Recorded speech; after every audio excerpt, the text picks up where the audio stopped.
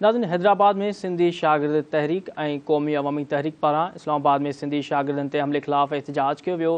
वधीक तफ़सील जहांगीर सैड़ो जी हिन रिपोर्ट में।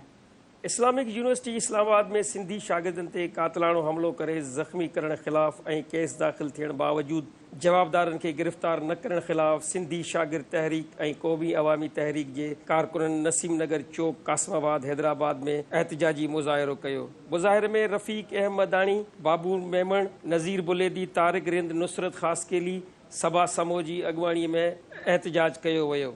इन मौक़े ते अॻुवाणनि चयो त इस्लामाबाद में तइलीम जा दुश्मन इंतिहा पसंदी सिंधी शागिर्दनि जे लाइ तइलीम जा दरवाज़ा बंदि करे रहिया आहिनि। इन करे टियों भेरो इस्लामिक यूनिवर्सिटीअ जे शागिर्दनि जी हॉस्टल्स ते हमला करे शागिर्दनि खे तशदुद करे ज़ख़्मी कयो वियो आहे। अॻुवाणनि चयो त ईअं थो लॻे इस्लामाबाद दहशतगर्दनि जे कब्ज़े में आहे। जवाबदारनि ख़िलाफ़ FIR दाख़िल हुअण बावजूदि उन्हनि खे गिरफ़्तार नथो कयो वञे, जंहिं करे इन्हनि दहशतगर्दनि ॿीहर हॉस्टलनि ते चढ़ाई करे शागिर्दनि खे बदतरीन तशदुद जो निशानो बनाए रतो रत कयो आहे। अॻुवाणनि चयो त असीं सिंधी शागिर्दनि ते हमला कंदड़ गुंडनि खे ॿुधायूं था त उहे बदमाशी बंदि कनि, न त ॿी सूरत में उन्हनि जे ख़िलाफ़ इस्लामाबाद में अची घेराव कयो वेंदो।